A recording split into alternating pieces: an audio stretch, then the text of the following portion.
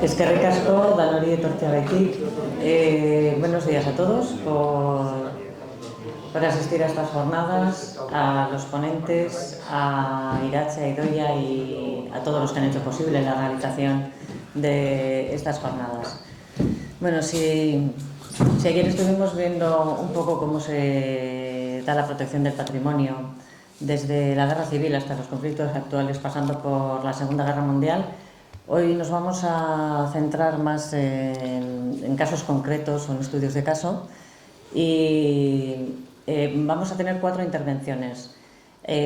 A la mitad haremos más o menos un descanso de unos 20 minutos para tomar un café y luego volveremos a la sala para escuchar las otras 2 intervenciones y una vez concluidas las intervenciones de hoy, vamos a tener una visita para los que queráis al Centro de Documentación del Bombardeo de Guernica, aquí mismo en el Museo de la Paz. Bueno, pues nada, pasamos ya con el primer ponente, que es Javier Novo, y que paso a presentaros. Javier Novo es licenciado en Historia del Arte por la Universidad del País Vasco y ha desarrollado su carrera profesional en el Museo de Bellas Artes de Bilbao desde 2001. Entre 2009 y 2019 fue jefe del Departamento de Colecciones y desde entonces ocupa el cargo de Coordinador de Conservación e Investigación. Su actividad investigadora se ha centrado en el arte del siglo XIX y principios del XX, comisariando exposiciones como Goya Estampas de Invención, Más allá del negro, Zuloaga 1870-1945. Ha participado en numerosas conferencias y ha colaborado en diversas publicaciones de arte, tanto en artículos como en monografías.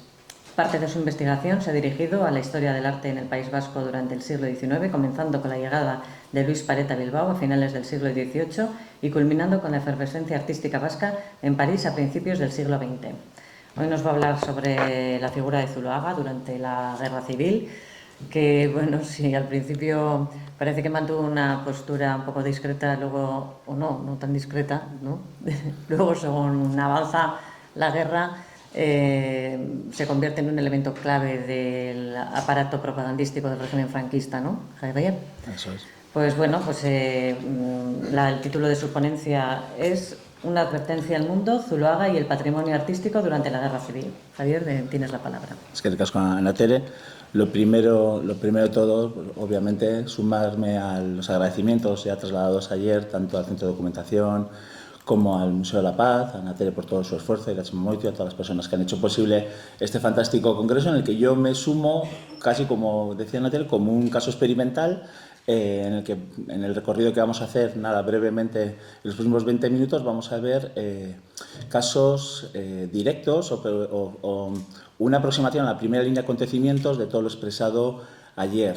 Antes de avanzar, simplemente voy a pedirles 3 esfuerzos. Uno, que abandonen y olviden todo lo que saben de Ignacio Zuloaga si no han conocido la monografía que pudimos hacer en el 2019, tanto Miquel Lerchundi como yo, en el Museo de Bellas Artes de Bilbao, en el que se le daba un nuevo espaldarazo a la figura del artista. Que se acerquen a la figura que tienen en pantalla, un pintor que acaba de cumplir 70 años en 1940, que había obtenido sus logros artísticos a nivel internacional en la década de 1900-1910 de una manera absolutamente excepcional. Decía George Grosz en sus memorias que Zuloaga su fama fue a la Primera Guerra Mundial la misma que tuvo Picasso a la Segunda.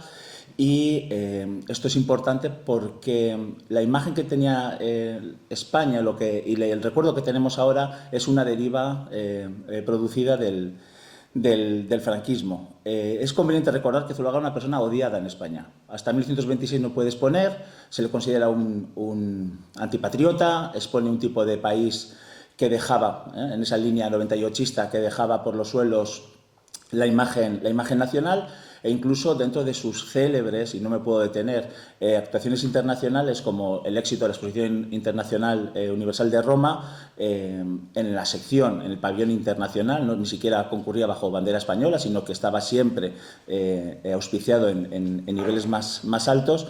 Los visitantes llegaban a las manos. Había que poner seguridad delante de sus cuadros porque se consideraba, para muchos era la España que había que superar y para otros todo lo contrario, era una vergüenza que Zuloaga expusiera eso internacionalmente. Aislado absolutamente su entorno en Zumaya, con una fortuna y rodeado de una élite, aupa la República, vive la República con una auténtica, es un perfil socialista. aupa la República de una manera muy entusiasta, como todos sus colegas generacionales, como Pérez de Ayala, Ortega y Gasset, Gregorio Marañón, Manuel Falla, toda esta generación, y básicamente está viviendo su retiro artístico en Zumaya. Pero con el estallido de la Guerra Civil vamos a ver que tiene una bola extra. Su pintura encarna un academicismo y un clasicismo muy apto para, bueno, no solamente para el régimen franquista, sino que además, pues bueno, en lo personal ve que toda esa modernidad vanguardista, pues digamos, pasa a, digamos, a no un segundo plano, pero que ya no tiene tanta vigencia. Hecho esta pequeña introducción, que hay un tercer esfuerzo, que es que me acompañen rápidamente por toda la selección de imágenes que les voy a poner.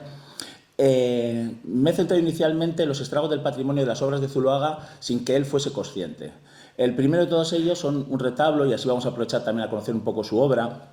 Es el retablo de Nuestra Señora de Arrate, en la que los 4 lienzos que el pintor había realizado en aquel momento fueron puestos a buen recaudo, ¿no?, por la Acción General de Bellas Artes, ¿no?, del gobierno de Euskadi.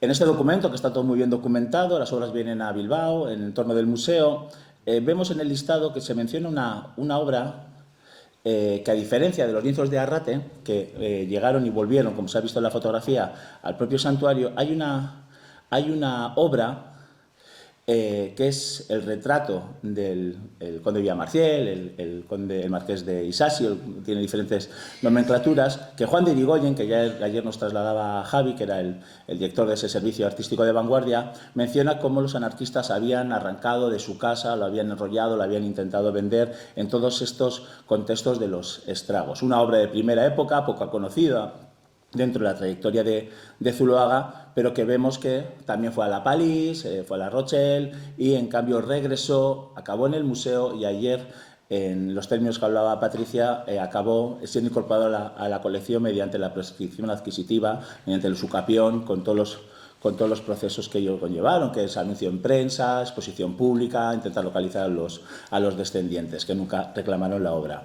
Otra obra que perteneció a Ramón Aras Jáuregui, un personaje también muy singular dentro del contexto de la incautación, en el que es un retrato también de primera época de Zuloaga, de su maestro en el mundo de los toros, porque la carrera de Zuloaga inicialmente deambuló entre la pintura y ser torero. Y luego, como nos traslada Patricia más adelante, otras obras que fueron incautadas, en este caso a don Ramón de la Sota, y que nos va a arrojar alguna particularidad, no solo de las obras, que sin conocimiento de Zuloaga fueron incautadas, requisadas o expoliadas, sino que además nos da algo de información, como se pudo averiguar en el contexto de la exposición que celebramos el año pasado en el Museo de Bellas Artes de Bilbao sobre la colección de Ramón de la Sota, como a la hora de devolver la obra, que esto es una cuestión que el proyecto no lo abordamos en detalle, pero es que Zuloaga está yendo a Burgos, tiene reuniones constantes con el ministro de Exteriores, Gómez Jordana, y ahí cuenta en sus propias cartas dirigidas a la familia Sota cómo, estando por Burgos, vio el cuadro de don Ramón hecho unos zorros, lo cogió y se lo llevó a Zumaya a restaurar, y le dijeron que lo único que tenía que hacer es no devolverlo a la familia, pero él en el año 45 ya dice, bueno, yo creo que todo esto se ha olvidado, y se lo restituye, digamos, por vía paralela, sin ningún tipo de formalidad a la familia. Estamos viendo todos estos conceptos de salvaguarda de patrimonio, de cómo a través de las obras de Zuloaga vemos esta casuística. En su caso también, la Junta del Tesoro Artístico va a incautar el estudio que tenía Las Vistillas. Hay que entender que Zuloaga tenía un estudio, un castillo en Segovia, un estudio en París y un estudio en Madrid, aparte de la Casa Museo de Zumaya, para que veamos un poco el poderío que tenía su figura, y fueron devueltas por el servicio, bueno, vamos a decir servicio porque las siglas son casi impronunciables, en el año, por Macarrón, en el año 40, en el que aparece por el Trato de Valle-Inclán y otras piezas. Se había creído, dada la envergadura de Zuloaga, que incluso sus obras habían ido en el famoso Yate Vita, pero estaban, como todas, a buen recaudo. Y esto en el contexto de la Guerra Civil, pero la figura de Zuloaga es tan internacional que durante la Segunda Guerra Mundial todas esas figuras internacionales que habían coleccionado su obra, como en este caso la familia Flersen, que tenían su domicilio en Frankfurt, era uno de los grandes coleccionistas, pues es un caso pues bueno, interesante y que ahora no está encima de la palestra porque fueron expoliadas por las tropas nazis. En el caso de los dos cuadros que vemos en pantalla, uno se ha podido atestiguar, el segoviano, porque está dedicado a la señora Flersen, aunque en los inventarios aparece un tipo segoviano, no, bueno, ya no hay duda, y el otro apareció en subasta, y como comentaba ayer Patricia, en la subasta ya se indicaba que parte del remate iba en compensación económica a los herederos, ¿no? O sea, se había, digamos, canalizado debidamente. Pero hay otras dos obras muy dolorosas, porque hay que buscarles un acomodo, que sacamos en el año 19 de la exposición y que ahora ya en las bases de datos está, bueno, referenciado. Son dos obras que ejemplifican la fama de Ignacio Zuloaga, la España de los pueblos, por qué arrasó internacionalmente, por qué instauró un tipo de temática, la de las mantillas, las manolas, las majas, etcétera, que luego, a base de repetirse hasta la saciedad, incluso ha desgastado su fama inicial, que son dos grandes lienzos, uno de casi 3 metros y otro pequeño, pero que fue primer premio en la Bienal de Venecia de 1904, ¿no? Para que veamos un poco lo que les decía de su repercusión internacional. Esto es lo que resume la rapsodia, ¿no?, de Zuloaga. Mezclaba en lerma, segovianos, andaluces, hacía una especie de mirada, un crisol que Ramiro de Maeztu decía, bueno, al final París decide cómo quiere que sean los pueblos. Entonces, esa no era una obra para consumo propio, sino para el mercado internacional, por eso descreditó en Madrid. Otra obra que fue incautada por el RRR, el servicio nazi, que acabó en el Museo Jeu de Paume. Me gustaría averiguar hasta qué punto artistas españoles evidentemente habrá, clásicos sobre todo, pero vivos y vascos dudo que haya alguno más, que felizmente ha aparecido y fue restituida a una familia judía. Se encuentra ahora en Alsacia. Y hay otras obras de Zuloaga también en entorno judío, como es el retrato de Madame Goldsmith Rothschild, que se encuentra actualmente en paradero desconocido. Este retrato también nos da a entender el rango internacional y la clientela que tuvo Zuloaga. Más triste aún es este cuadro que está pintando en Sevilla, bueno, junto a la famosa actriz Consuelo que tiene a su izquierda, que es esa reinterpretación del mundo goyesco, que fue absolutamente, en el caso de la víspera de la corrida, fue destruido durante un bombardeo en Leipzig.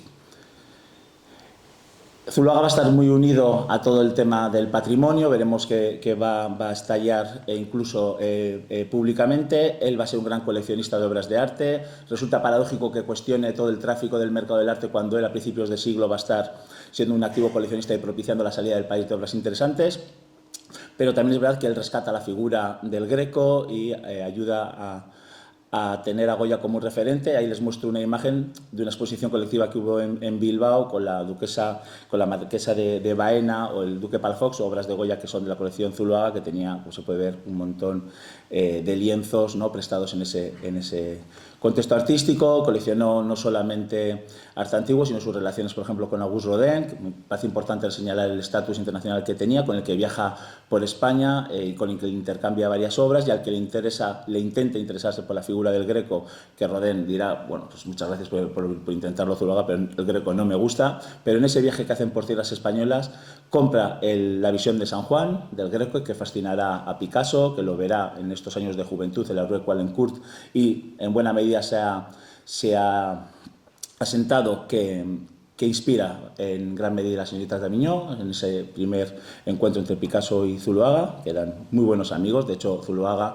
intenta que Picasso acuda a la Bienal de Venecia, cuando él está como comisario en el año 4, año 5, y finalmente no le dejan. O sea, estamos hablando de más allá de las diferencias de los lenguajes formales, de una modernidad, porque, insisto, ayer alguien creo que lo comentaba, se podía ser moderno sin ser vanguardista. Estaba la secesión en Alemania, en Hungría, etcétera, donde Zuloaga arrasaba. Y ahí es donde vamos a ver toda su dimensión. Rápidamente, ahora una batería de imágenes.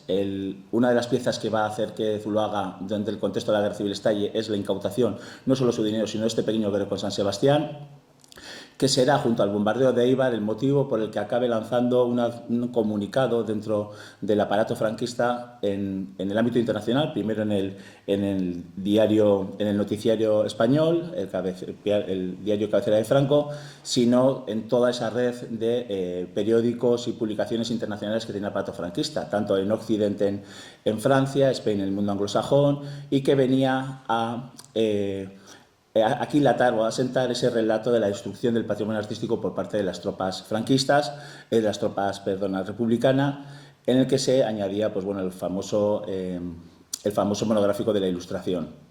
Fue desmentido inmediatamente. Agnes Humbert, desde las páginas francesas, una mujer activista y luego figura importante de la resistencia francesa, cuestiona a Zuloaga, pero el daño ya está hecho. Zuloaga es una figura absolutamente internacional, es posicionada desde el primer minuto sabiendo que tiene cierta filiación con el bando franquista, hasta el punto que su muerte es utilizada 2 días después de la muerte del fusilamiento de García Lorca internacionalmente para acusar a los rojos del asesinato no solamente de Zuloaga, pero también de Benavente, los hermanos Quintero, etc. Se articula todo un entramado de propaganda que hace mucho daño, porque si bien Zuloaga no va a tener una gran responsabilidad en este contexto, sí va a tener una gran repercusión. La Estampa de Turín acudirá a Zumaya, en un momento en el que ya Zumaya ha caído en septiembre en septiembre del 36 ha caído en manos franquistas, y allí Zuloaga explota en la Estampa sobre qué está pasando. No le preocupa el drama humano, le preocupa el drama patrimonial, que es el que va a provocar ese comunicado de advertencia al mundo. ¿Dónde están las obras del Prado? ¿Dónde están sus obras que están en el Museo de Arte Moderno? ¿Qué ha pasado en el Palacio de Liria? Han bombardeado Eibar, han destruido su casa natal. Está preso de la angustia, intenta recuperar su Greco a toda costa, va a San Juan de Luz a hablar con el embajador norteamericano que se había trasladado allí junto con la embajada, le pide que active al Lehendakari Aguirre, luego le dice que no active porque tiene miedo a las represalias, pierde absolutamente la cabeza.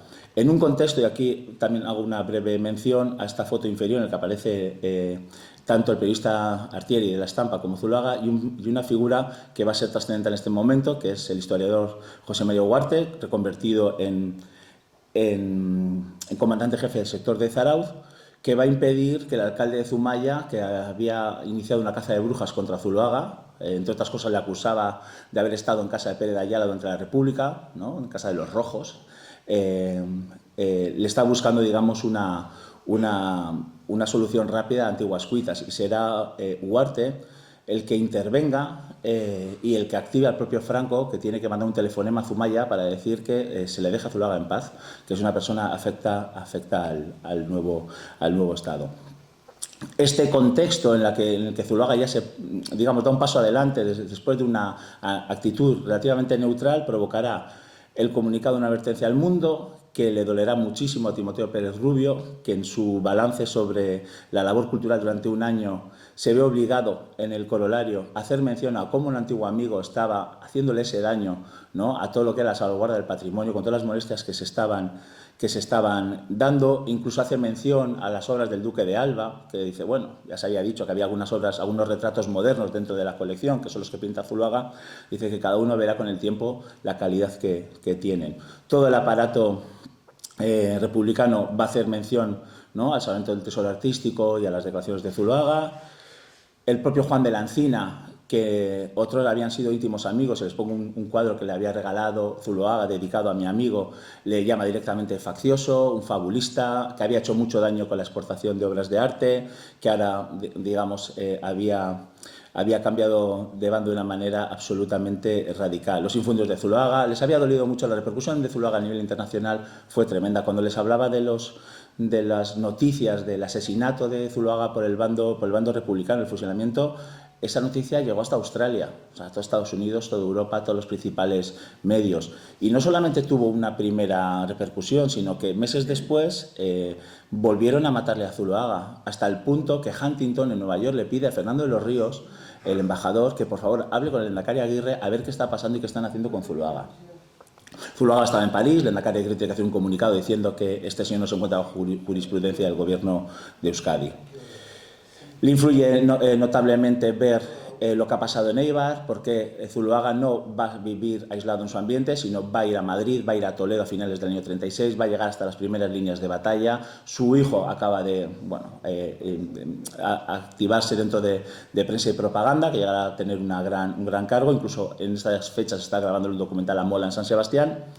Y aquí vemos cómo está dirigiéndose, ¿no?, a figuras, que es ahora el capítulo, ¿no?, el entorno en el que se va a mover él, a quién está comunicando y con quién se está relacionando en los años más duros y crudos de la guerra.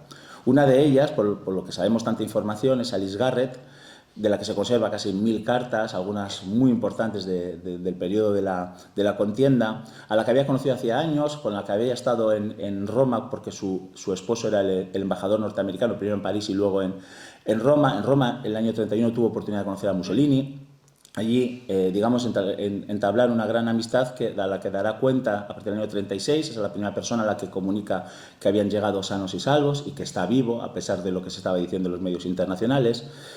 Y aunque no reparé en el año 19, durante la exposición de Bilbao, que tuvimos que abordar un periodo de Zuloaga muy desconocido, que no había tenido mucha luz, sí he ido descubriendo cómo en las cartas que manda en el año 36, septiembre, octubre y noviembre, pone constantemente que lo haga la correspondencia a través de la FERM, en San Juan de Luz, y luego de Nacho Enea en San Juan de Luz. No me voy a detener, pero son dos enlaces, son dos oficinas clandestinas de movimientos tradicionalistas. En la Gironde, en la FERM, que llevaba la vizcondesa de la Gironde, se organizó el golpe de Estado que no pudo entrar por el paso de los Pirineos.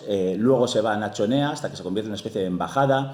Hay redadas, la policía francesa está muy pendiente, y todas esas comunicaciones Zuloaga las traslada durante esos periodos de neutralidad a través de enlaces Nacho Enea, por lo cual ya da a entender que desde el primer minuto él tenía un posicionamiento muy claro. De hecho, hay una figura interesantísima que es Carmen Zapino, la secretaria general, una tradicionalista de Usurbil, que, bueno, pues además cuando se hace una redada se hace un expediente de ella, pues que lleva bigote, que es casi un hombre que va en moto, que va repartiendo prensa. Estamos hablando de que es una oficina de comunicaciones internacionales, que es lo que le interesa a Zuloaga, pero también de sabotaje, de contraespionaje, sede de alemanes y de italianos. Es un auténtico universo clandestino. Y allí está Carmen Zapino como secretaria general, y la relación de Zuloaga con este contexto, aparte de las cartas, me parece interesante con este dibujo del casi el único modelo que tiene Zuloaga en Zumaya en los años de la guerra, que es el campanario de Guetaria, al que le dibuja en varias y pinta en varias ocasiones. Y luego además apareció a última hora este retrato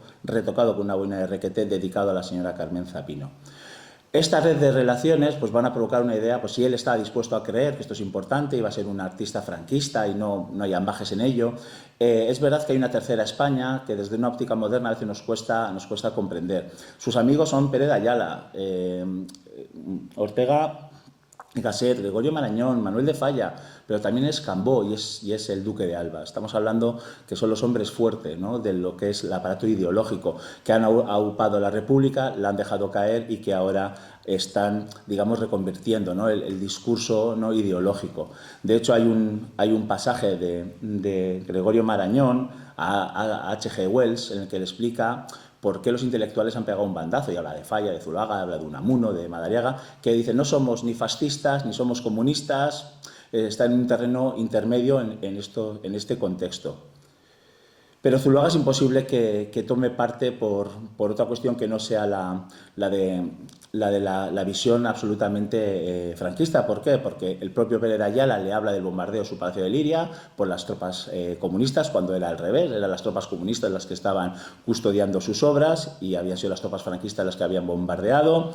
Las tropas, vimos ayer, comunistas, bueno, sí, creo que es el 5º Regimiento, saca las obras junto al Tesoro del Prado a Valencia, las exponen en el Colegio del Patriarca. Ahí se ve las obras de Zuloaga. El propio Bowers, el embajador norteamericano, le tiene que enseñar a Zuloaga 2 fotos con sus cuadros y todas las obras del duque de Alba a buen recaudo, para que deje de continuar con los libelos.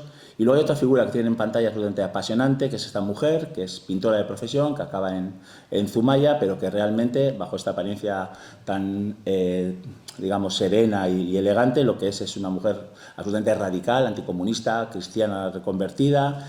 Es la condesa Claude Quinul, que junto con un abad belga había recorrido toda África y habían entrado a hacer las famosas excursiones periodísticas, ¿no?, de liberación de las plazas durante la Guerra Civil. Espía, había subvencionado al gobierno de Franco, periodista, fotoperiodista, que va con su cámara de fotos y manda sus imágenes y sus reportes a la Croix de París y al Catholic Herald. Además, hacen un libro del terror de los rojos en tierra de España. con fotos suyas, fotos de Clodec, que ahora se está descubriendo en mayor medida, y además tuve oportunidad de localizar en Barbastro algunas de las fotografías que ella había revelado y había expuesto nada más que en la Catedral de Westminster, en el que bueno, se hablaba del horror rojo en todo este terreno y, por supuesto, ella formaba parte de todas esas excursiones de periodistas que habían llegado a Guernica y habían visto humeante todavía la ciudad y habían constatado que tanto en Guernica como en Eibar, en Durango, etcétera, las tropas marxistas habían pegado fuego a la ciudad en retirada.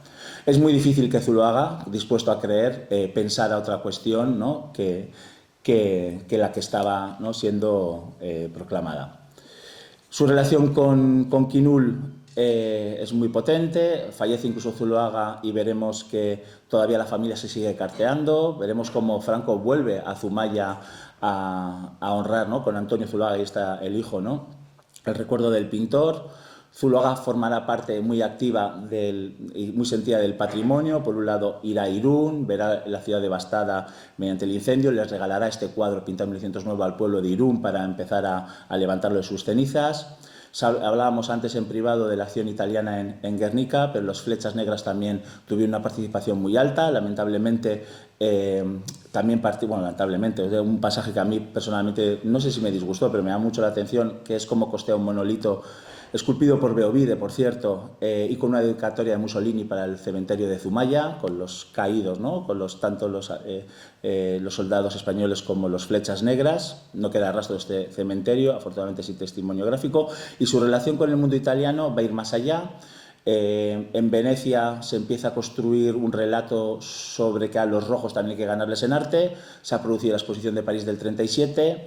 Allí Sert ha presentado en el pabellón del Vaticano, donde ha podido el bando nacional mostrar algo, la intercesión de Santa Teresa, pero no pasa desapercibido, y se orquesta en torno a Zuloaga una fuerte pegada en Venecia para contrarrestar esa imagen, ¿no?, sobre todo de culturalidad y de imagen internacional.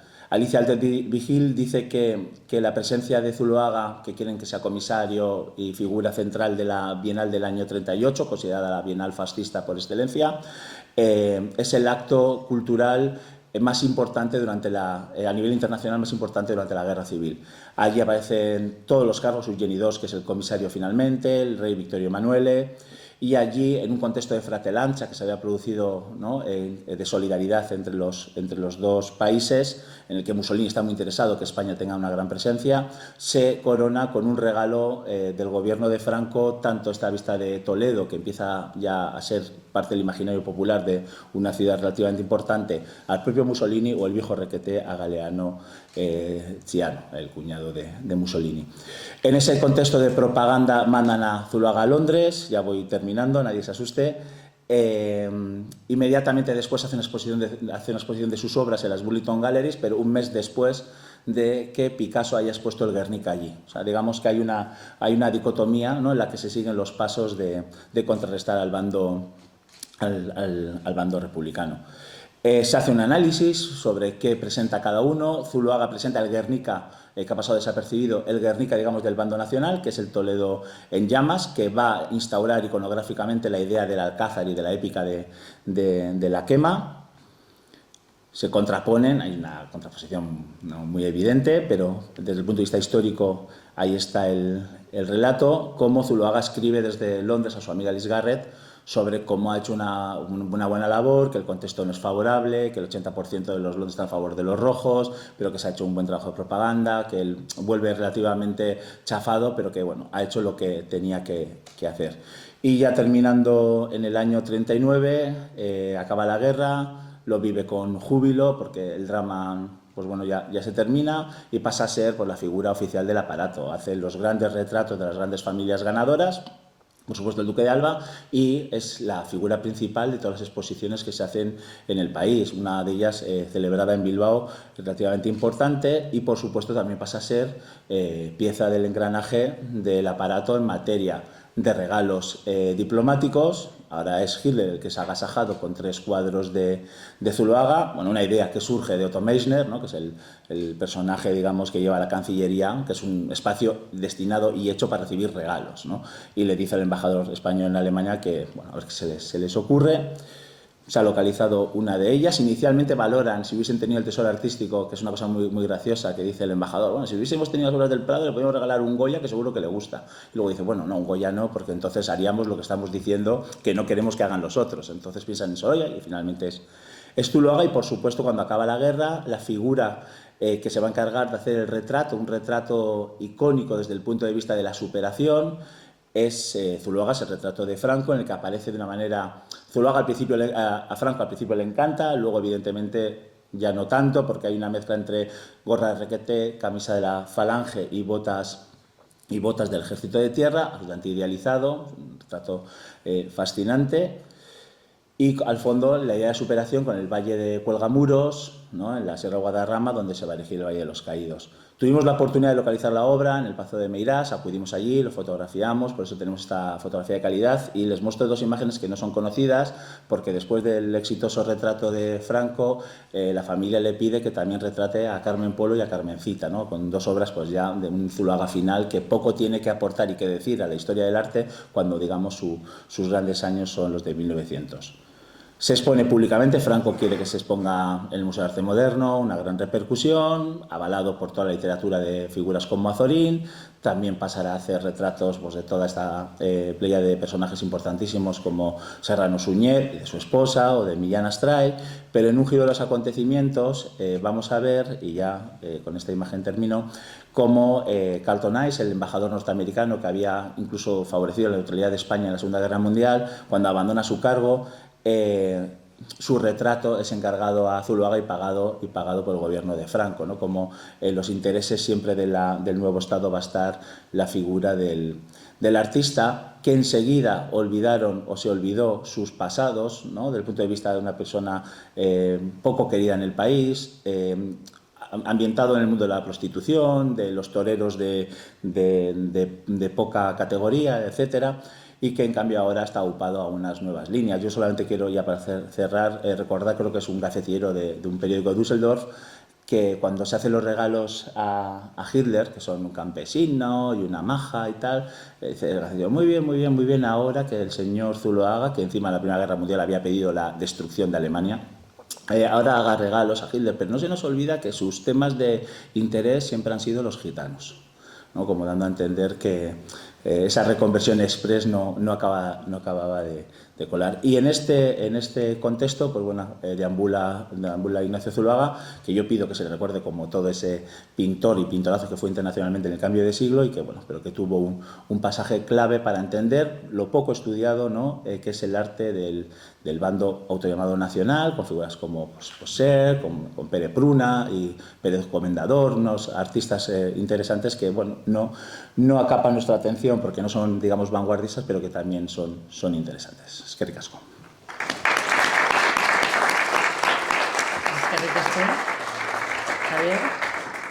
Y bueno, seguro que os ha llamado la atención a más de uno esta nueva visión de Zuloaga que nos ha dado Javier. Y si alguno tiene alguna pregunta... Un poquito de agua, por favor. Gracias. ¿Nadie se anima? Si no, si quieres ampliar tú alguna cosa, algo que te ha quedado por porque decir. entonces ya sí que me Bueno, cortito. Bueno, denso. Para mí es una gran preocupación siempre ver cómo se tratan estos temas. Tienen que salir a la luz, pero tienen que ser manejados por profesionales. Yo recuerdo la felicitación por el tratamiento de Zuloaga y Franco. En el mismo día, cuando apareció la publicación, me llamó un periodista del País felicitándome del trato que había hecho de la situación, pero es que media hora antes me había llamado la Fundación Francisco Franco también para decirme un trato, ¿no?, como pues muy de historiador. Evidentemente las conclusiones están ahí y la participación está ahí, pero lo que había que arrojar a la luz era la información, y bueno, yo creo que estaba además bastante bien refrendada. Pero bueno, ahora otros colegas tienen que hacer, ¿no?, otros trabajos de ampliación. Hay una pregunta. Enhorabuena por la conferencia de investigación. Creo que la exposición Zuloaga fue estupenda y el catálogo que conozco y me regalaste es una magnífica investigación. Una curiosidad, los 3 cuadros que Franco le regala a Hitler que en principio se describe en la documentación como un tríptico, y no es un tríptico, son 3 cuadros independientes, ¿se conoce el destino final? Solo de una de ellas, que lo tiene ahora la Fundación Zuloaga. Los otros 2, aunque hay descripciones, no se conoce su paradero, tampoco sé cómo abandonan el entorno de la colección del Führer, porque realmente es un regalo directo a él. También las 2 obras que la regalada Mussolini inicial aparecen en el mercado internacional, creo que en Christie's Sotheby's en los años 90. De hecho, el paisaje de Toledo, la Real Academia, que es la propietaria, no sabía que había sido el obsequio, ¿no?, de las autoridades franquistas a Mussolini. O sea que para que veamos el descontrol que hay. Cuando hicimos la exposición del 19, había un Zuloaga que era poco conocido, el del pintor, que nos dimos cuenta que todas las obras importantes estaban en el mercado internacional, pero habíamos visto que un Zuloaga anterior de formación, con esos cuadros impresionistas que él mismo se encargó de encontrar y recomprar y destruir para aumentar su mito, no había sido estudiado, pero para mi sorpresa no había más que la Fuente Ferrari mencionaba el retrato en su inventario y no se hacía mención a nada producido a partir del año 36, a muy pocos, había pasado de puntilla. Entonces todo esto está siendo, pues bueno, pues casi work in progress, viendo un poco las documentaciones cómo van saliendo. El caso de Sota nos ha dado otro punto de cómo ayuda, ¿no?, a un personaje importante del nacionalismo vasco, más allá de las diferencias. En el año 40-45 Zuloaga pues tiene ese trato humano, ¿no? En toda su correspondencia, he leído muchísimas cartas y muchas de la época del franquismo. Es una persona bastante neutra, tiene miedo, un pavor absoluto al marxismo, al comunismo, al bolchevismo, es su obsesión. Piensa que si entran lo van a fusilar y le van a quitar, le van a desposeer de todo su patrimonio. Yo puedo entender a la persona ya de casi 70 años con esas dudas, como entiendo a todos esos pensadores de esa tercera España que bueno, muchos luego abandonan, ¿eh? Yo veo a Juan Cabanas como, acaba asfixiado, el propio Sáez de Tejada acaba asfixiado, el propio Jenny II pasa casi a ser señalado, ¿no? Es un periodo complejo y complicado que ahora nos toca con un poco de mesura volver a visitar. Bueno, pues si no hay más preguntas, vamos a pasar a nuestra siguiente ponente.